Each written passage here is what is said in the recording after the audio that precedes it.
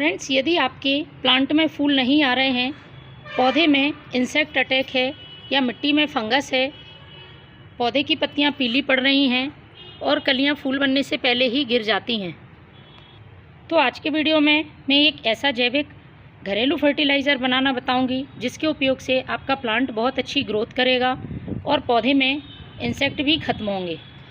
इस फर्टिलाइज़र को आप अपने सभी प्लांट्स पर यूज़ कर सकते हैं। गुलाब, गुड़हल, मोगरा, अपराजिता या सब्जियों वाले पौधे जिनमें कि अक्सर फूल गिरने की समस्या होती है या फिर इंसेक्ट अटैक हो जाता है, तो आप फलों वाले, सब्जियों वाले सभी पौधे पर इसका यूज़ कर सकते हैं। मुझे कई कमेंट्स आते हैं कि प्लांट ग्रोथ कर रहा है, हरा है, लेकिन उसमें फ्लावरिंग नहीं हो रही है। तो फ्रेंड्स, फर्टिलाइज़र डालने के बाद भी आपके प्लांट में फूल नहीं आते हैं, तो इसका मतलब है कि आपके पौधे की सॉइल का पीएच गड़बड़ है। इसलिए आपको इस तरह के फर्टिलाइज़र का यूज़ करना चाहिए जो सॉइल का पीएच सही करे।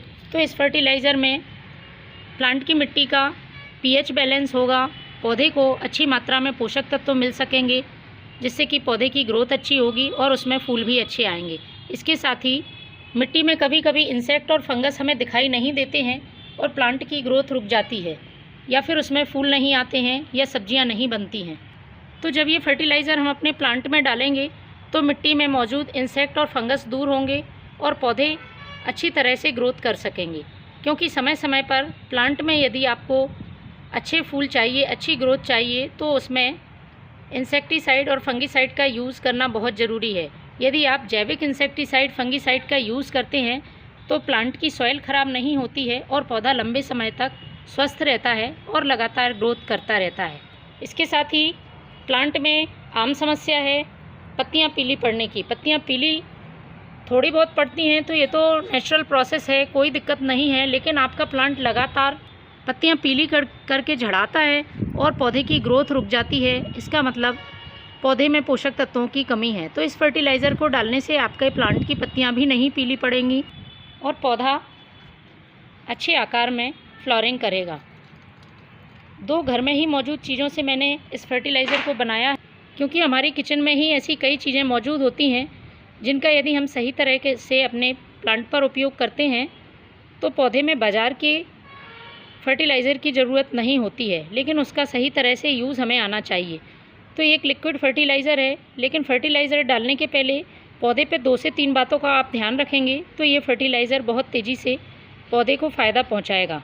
सबसे पहला काम है, पौधे में जितने भी सूखे हुए फूल हैं उनको आपको समय समय पर कट करना है, क्योंकि यदि आप ये फूल लगे रहने देते हैं तो इनको सुखाने और गिराने में सारी एनर्जी प्लांट अपनी खर्च कर देता है और पौधा नई ग्रोथ नहीं कर पाता है। इसलिए इस बात का आप ध्यान रखें, समय समय पर सूखे हुए फूल, पत्तियां हटाते रहें। दूसरी ज़रूरी बात, पौधे की मिट्टी को बहुत हल्का रखना है। मिट्टी एकदम जमी हुई हार्ड रहती है तो पौधे में किसी तरह का हम फर्टिलाइज़र डालते हैं, जड़ें अच्छी तरह से अवशोषित नहीं कर पाती हैं। इसलिए मिट्टी को हल्का रखने के लिए 15 दिन में एक बार या महीने में एक बार आपको प्लांट की सॉइल की गुड़ाई ज़रूर करनी है। इससे पर्याप्त मात्रा में जड़ों को ऑक्सीजन मिलती है और पौधा अच्छी ग्रोथ करता है। यदि वाटरिंग की बात करें तो आपको ओवर वाटरिंग अपने प्लांट में बिल्कुल भी नहीं करनी है। पानी उतना ही दें जिससे कि मिट्टी में नमी बनी रहे। तो चलिए शुरू करते हैं इस फर्टिलाइज़र को बनाना। तो मैंने इस फर्टिलाइज़र को बनाने के लिए एक जार का इस्तेमाल किया है। पौधों की संख्या के हिसाब से आप इस फर्टिलाइज़र को कम ज़्यादा बना सकते हैं। तो सबसे पहले मैं ले रही हूँ ये फ्रेश टी लीफ। चाय पत्ती प्लांट की सॉइल को एसिडिक करेगी और इसमें मौजूद पोषक तत्व प्लांट की ग्रोथ और उसमें फूल लाने में हेल्प करेंगी। तो 1 लीटर पानी के लिए मैं ये क्वांटिटी बता रही हूँ। 1 छोटा चम्मच मैंने फ्रेश टी लीफ का यूज़ किया है। दूसरी चीज़ जो मैं इस्तेमाल कर रही हूँ वो है हींग। हम सभी की किचन में ये मौजूद होती है। जितना फ़ायदा इस हींग का हमारी सेहत के लिए है, उतना ही फ़ायदा प्लांट के लिए होता है।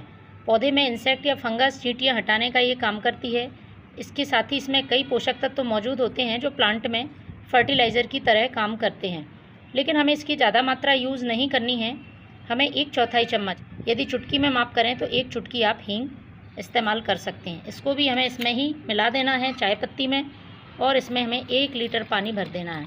इसको ढककर सेमी शेड एरिया में रख देना है, क्योंकि हींग घुलने में थोड़ा सा टाइम लेती है।